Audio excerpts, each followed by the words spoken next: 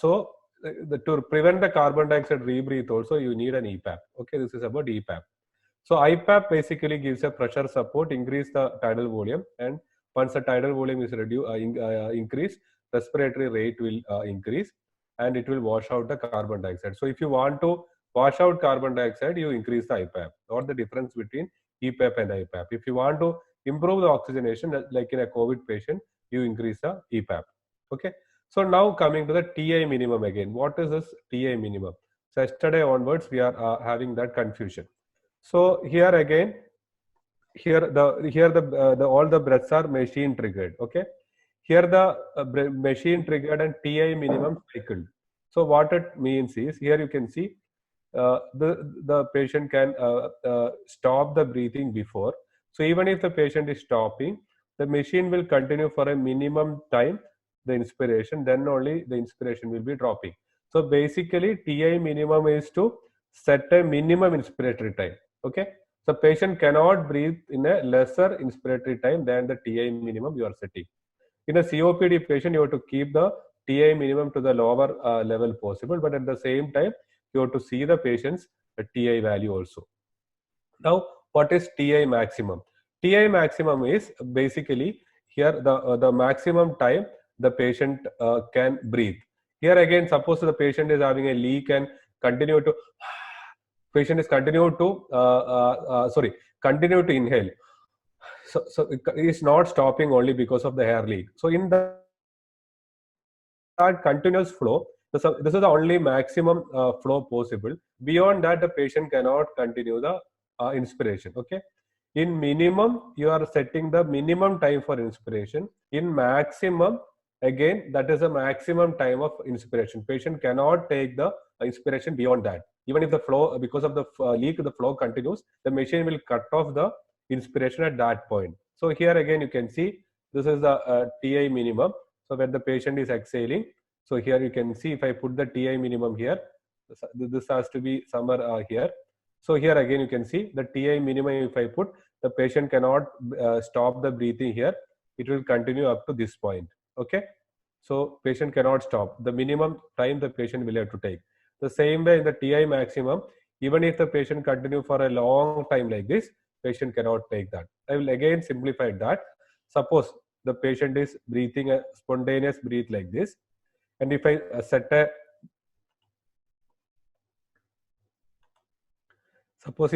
a TI at this point here, okay, so the patient will have to take minimum inspiration till this point. He cannot take a less than that. That is the TI minimum. Okay, so this is TI minimum. Then what is TI maximum? Suppose the patient is continues to breathe like that.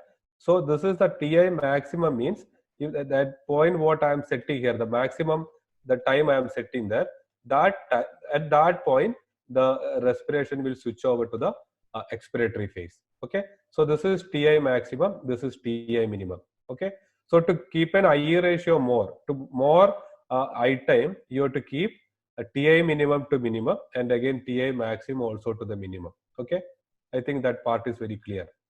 Okay. So now coming to the different frequencies, you can see at different frequencies, as your respiratory cycle differs, your TI minimum and maximum can change. So this is a rough estimate of different disease settings, how you have to set a TI minimum and maximum. So by default, we will not keep a TI minimum less than 0.5. Every settings will keep a TI minimum of 0.5 and TI maximum of 1, or roughly this will be a setting 0.6 and 1.2. But here with the patients with the neurological problems and all, or like a restrictive lung disease, you will keep more inspiratory time, which we will explain with the case scenarios later. Now, what is trigger sensitivity? So as you know, in the bigger ventilators, we have triggers like we have flow triggers of 2, 3, 4 like that. Here, what we have is we have very high, high, medium, low, and very low. So we have basically 5 triggers. So very low means the patient to trigger will have to produce a too much negative pressure. Always keep in mind, trigger high means, very high means the set trigger value is low, or very high trigger will be having a very easy triggering. Don't confuse it. Very low triggering means the sensitivity is very low, or here the value is very high. The patient may not be able to trigger at all. Okay. So by default, you will be keeping 6. If the patient wants like a better triggering, you go for a very high or high. Again, you can see here in the very low is very low sensitivity. It will be difficult to trigger. In very high, it is easy to trigger. Clear? Okay. So now we'll move on to failure to trigger. So the most common cause is intrinsic PEEP, which we have discussed. We will have to give a EPAP or a like upper airway splinting. In case of problem still persist, the trigger sensitivity can be increased.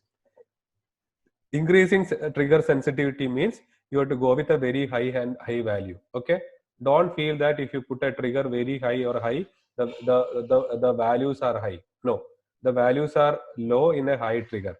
It is in the opposite direction. Please don't get confused that. Okay. Now coming to the trigger sensitivity, we told very low, medium, high. Now the cycle sensitivity. Cycle sensitivity is almost like our TI max. Here, like when the cycle sensitivity is very high, at an early inspiration, it will go to the expiratory phase. Okay. If it is low, it will take a more inspiratory phase. Then it will go to the expiration. So if you are ventilating a COPD patient, where you need less IE, less inspiration, and say 1:3 times or 4 times here. So in that case, you have to keep the cycle sensitivity high. Okay. So cycle sensitivity high means you have less E time, less inspiration, and more expiration in COPD. If the cycle sensitivity is very low, then it is something like you have almost equal inspiration, and again 1:2 or something like that. Okay, there is not much difference. So in a patient with an hypoxemia or cardiogenic pulmonary edema, you go with very low. Okay, otherwise you go with the very high. Clear? This is just like the cycling sensitivity. So this is the cycle sensitivity which I again mentioned. Now yesterday, so many friends were texting me. They didn't understand what is rise time. So here again you see, here we have a say this is the rise time is one. This is a total cycle is 1.3 seconds here. So in that, the 300 milliseconds is the rise time. Okay. If I want to slow down that again, you keep it at 500 milliseconds. It will take more time for the flow to reach the peak flow generated. But again, if you reduce the cycle time here again, obviously, suppose here it is the 700, the inspiratory time is 700 milliseconds. Obviously, the percentage will be vary. So depending on that, if I keep a 300 here, it will be even faster than what we have kept before. The same way, 500 will be faster than what slower than what we have kept here. Okay, here depending on the respiratory rate, even if you keep a inspiratory time, that will vary. Sorry, the rise time. So this is the rise time. Okay, I think that part is also clear. So now we understood what is trigger, what is cycling, what is rise time. Now we will go to the sessions again. So we have a EPAP and an IPAP. So we are setting an EPAP and an IPAP. The difference between these two is called the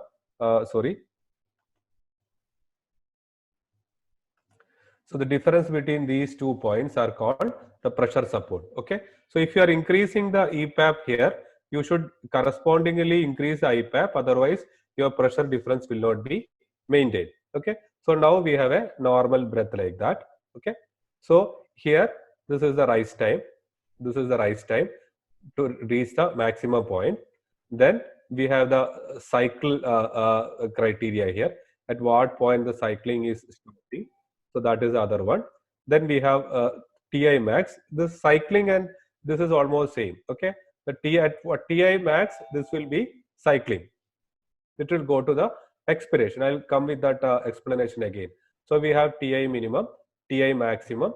So this is the point where the cycling occurs. So cycling is basically between TI and the TI maximum. Okay.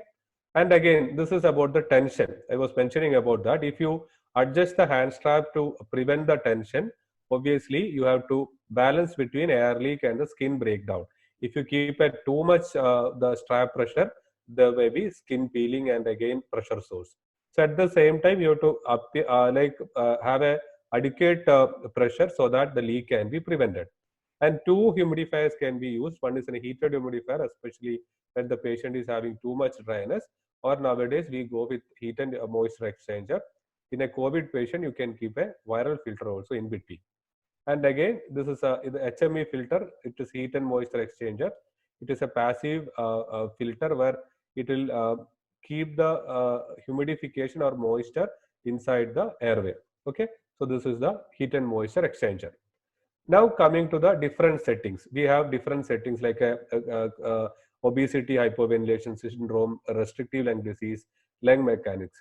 So here in EPAP, you can keep it a minimum of 5 in all the situations. The pressure support also, that is the difference between these two, we keep it somewhere around 6 to 8. The rise time can be minimum in like an obstructive lung disease. It can be more in a restrictive lung disease. Hypoventilation also, it can be more. The same way, the fall time I've told, trigger sensitivity can be medium. Cycle sensitivity, as I already told, chronic obstructive lung disease, you keep it high. Otherwise, you keep it low. Then the TI minimum also in COPD, we keep it as somewhere around 0.3, but other cases, you keep it more. So if you want a I ratio more, you keep the TI minimum less, and again, TI maximum also less. Okay, here TI minimum and maximum both are less. In other conditions, you keep both at the high level. Okay, so don't confuse between TI minimum and high level. In the alarm also, there are so many alarms. This also you will have to set up, like low minute ventilation, high leak, non-vented mask, high pressure. So the non-vented mask you should be keeping on always, especially in a single limb circuit. Otherwise, you can have a carbon dioxide retention and other issues. Okay, so these are the different. Apnea alarm also should be on. Like depending when the patient is going for apnea, you can decide that. So in the configuration menu, we have the RAM time. This was like so many people were asking what is RAM time. So RAM time means, suppose I want a something like a CPAP of or an EPAP of something like 6. But if I start with a 6, the patient will be having so much discomfort. So I give a start CPAP of somewhere around 4 or start EPAP of somewhere around 4. And from 4, I want gradually to reach my target of 6. So how much time can be taken for that is called the RAM time. So this is just to make the patient more comfortable. Okay. If the patient is an acute and distress and all, don't keep so much RAM time, or you can keep it a very low RAM time and you can only go with a manual setting. Gradually you can build up the pressures. Here the machine will automatically build up the pressures. Along with that, the brightness, all those things you can adjust here. So the common ventilatory modes we have discussed: CPAP, spontaneous timed, PAC, and again timed mode. And we have one more mode that we'll discuss. In CPAP, we have already told we have only one pressure, that is an EPAP, otherwise called a CPAP. That is not a bilevel pressure, only single pressure. In spontaneous mode, again we set a IPAP and an EPAP. The I ratio can be adjusted based on TI minimum and maximum.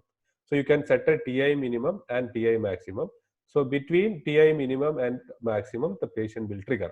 So when you put a patient on spontaneous mode, always make sure that you are setting TI minimum, TI maximum, and the cycling also. You have to keep both cycling and TI maximum together. So now you come back to our mode again. This is spontaneous mode. I've already told you are setting TI minimum, TI maximum, and the cycling. So here the TI minimum is the minimum time the respiration could be maintained, and the TI maximum means beyond the maximum the patient cannot continue the ventilation. And if the patient is going for an apnea, the machine will not give any breath at that point. Okay, so whatever breath patient is taking, that will be supported with the IPAP. The difference between EPAP and IPAP. Okay, so the rate is completely driven by the patient. It is triggered by the patient. So you will be setting EPAP, IPAP, TI minimum, TI maximum, and cycling. Okay, clear. Now the same thing Dr. Sanish has already mentioned. So here the patient will have to take a minimum TI minimum what we are setting, or so the cycling between TI minimum or the TI maximum. Beyond TI maximum, patient cannot continue the inspiration. Okay. and below the TI minimum also patient cannot have a inspiration. Now going to the ST mode. So what is the difference? Here in ST mode, again we are setting TI minimum, TI maximum. Everything is like spontaneous. Only thing, we have a backup rate also. So here in the apneic time, the machine was not delivering any breath. So but here, when the patient is going for an apnea, like you have set a rate here, how much rate in a 60 seconds. So if the patient is not taking the breath at that point of time, the machine will trigger. In between, if the patient is, before that the patient is triggering, between TI minimum and maximum, that will be cycling. Got it? So now this is the, now we move on to this is the ST mode, which we have already discussed. Now what is T mode? In T mode, we have only TI. Here the inspiration is completely fixed. The patient don't have any control. Okay, patient cannot extend beyond or cannot breathe less than that. This is a TI is fixed, and rate is also here, it is fixed. Okay, if the patient is triggering along with that, the machine will trigger. Other breaths will not be supported. Here again you can see other attempted breath rates are there, that will not be supported, and all the inspiration is fixed at here in the time mode. So now yesterday this was a confusion. What is the difference between ST and PAC? So here in PAC again we have IPAP, PPAP and TI. So here also the TI is constant. The TI will not change. But we have like a trigger sensitivity, rise time, fall time, the other thing. There is nothing other than that. So there is a fixed T time here, followed by the patient breath. Again, if the patient is not breathing, that will also be supported by the machine. Okay. In between, the patient will be having breath. So this is the PAC. So if the patient is not breathing, machine will trigger that. In between, if the patient is triggering, the TI is constant. In an ST mode, the TI is not constant. Okay, that is the main difference. So putting all these together, so this is the main confusion. So concentrate here once again. So we have an ST mode here. So here IPAP, PPAP, again the TI and TI, the inspiratory time depends on the patient effort. It can cycle between TI minimum and TI maximum. So as you can see, the inspiratory time will be vary, and all the breaths taken by the patient will be supported. If the rate is less, again the machine will deliver a breath. In time mode, again here the TI is constant, and in between, if the patient takes breath, it will not support the breath. The same thing, if these breaths, that machine triggered breaths are also supported, that will become PAC. See, otherwise it's same. The TI is same, the TI is here is also same, but here the patient is becoming a spontaneous effort is not supported. Here in between also the spontaneous effort is supported. If effort is also more, it is fixed here. Okay. So now I think very clear. In ST, your TI will be varying between TI minimum and maximum. In T mode, TI is constant. In PAC also TI is constant. But the difference is, in T, it will not give or support all the breaths, only the set rate will be supported. Here all the set rate, all the spontaneous efforts will be supported with a fixed TI. I think now all the modes are very, very clear. Now we have one more mode. Yesterday, Kiran and so many people were asking, what is this IVAPS mode? This is a very advanced mode. So if you understand all the other modes, you can go with the IVAPS mode. So in IVAPS mode, we can keep a target respiratory rate, target minute ventilation, and if an auto EPAP is on, the machine will adjust the EPAP based on the respiratory effort. We have other settings like TI minimum, maximum, the minimum EPAP, maximum EPAP, etc. So here you can see that there is a target alveolar ventilation, and this is the current alveolar ventilation. So based on that, the pressure support will be vary, or there is nothing like a fixed one. There is a minimum support. If the patient effort is decreasing, the machine will sense that, then the machine will try to give an upper pressure. The same way, if the patient is not triggering well, the machine will automatically increase the pressure support. I'll again give you one more diagram. If the here again, see, if the patient is becoming like, especially in obstructive sleep apnea, here the patient is completely apneic. So in that case, the machine will take care of the breath here. The machine will automatically support the breath at the minimum rate set. The same way, the machine will increase the CPAP more or the EPAP more so that the patient can start triggering. Okay. So this auto PEEP or the splinting, both will take care. If there is an auto PEEP, the EPAP will increase that and will take care. If there is an obstructive sleep apnea and again splinting of or an obstruction in the upper airway because of the tongue fall or uvula, whatever it may be. So at that point also it will give a positive pressure and open up the airway. Okay. So this is about the IVAPS mode. So the pressure support will be varying, but like it will be an automated one. The rate will be again varying. If the patient is apneic, the machine will sense that and give the breaths. The same way the EPAP also will vary depending on the obstruction and again the triggering or the auto PEEP. Okay. So this is the usual way.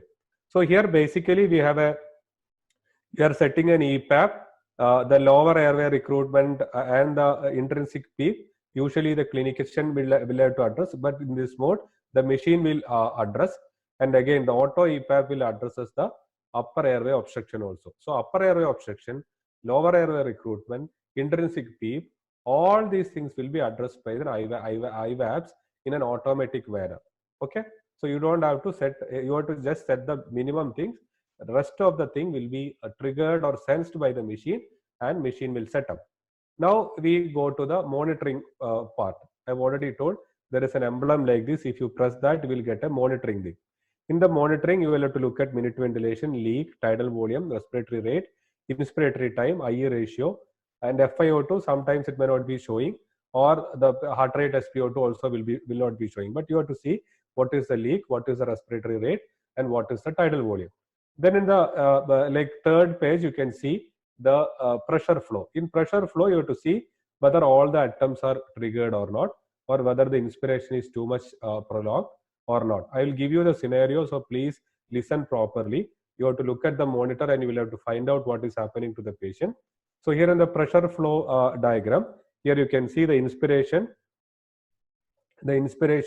and again the how much is the TI and whether the efforts are all triggered or not.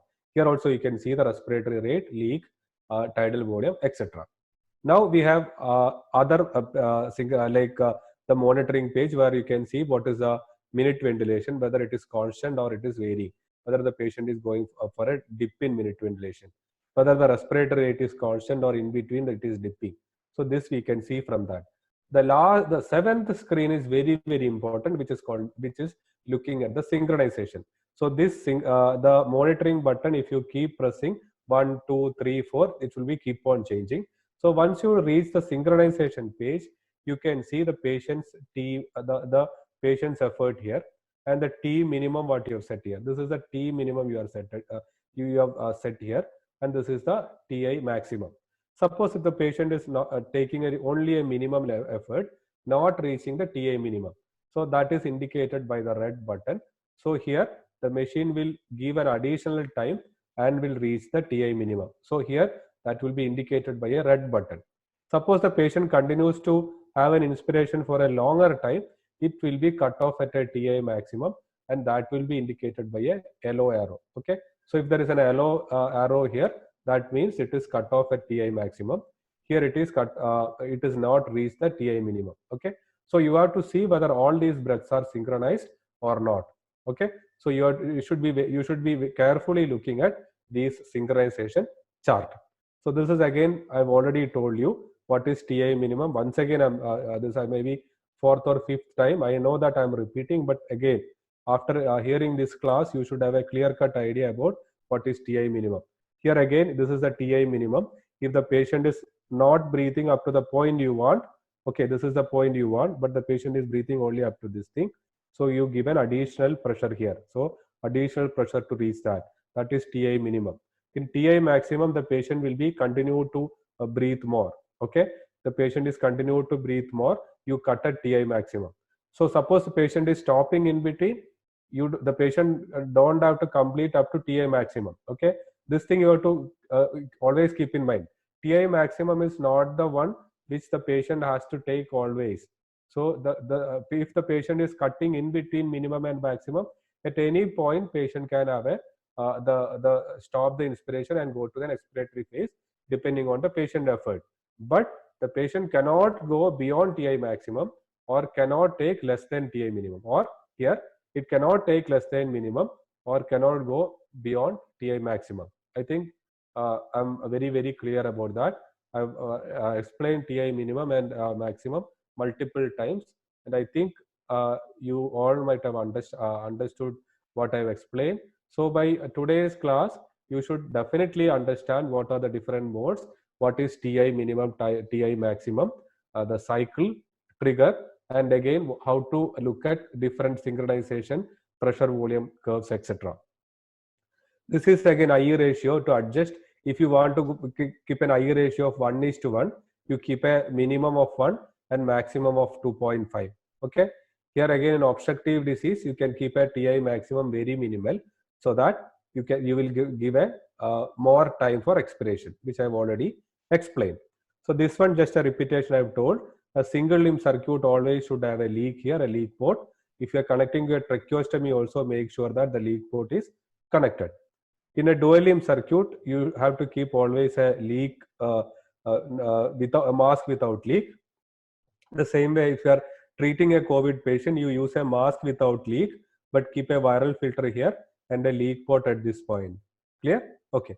So with that, we will move on to the other settings. Like before starting any ventilation, you this is the settings button. This is the monitoring button. This is again other incidents button. So here in the first this button, you have to do the learn circuit. You connect or whatever mask you are using, HME filters, everything. Then you press the learn circuit. So the machine will learn the circuit volume, the dead space, everything. So without doing the complete learn circuit, you should not start the non-invasive ventilation at all. Okay. And again, this should not be done over the face of the patient. You have to just keep the mask in the mask completely open, then press the learn circuit button. Then only you go with that.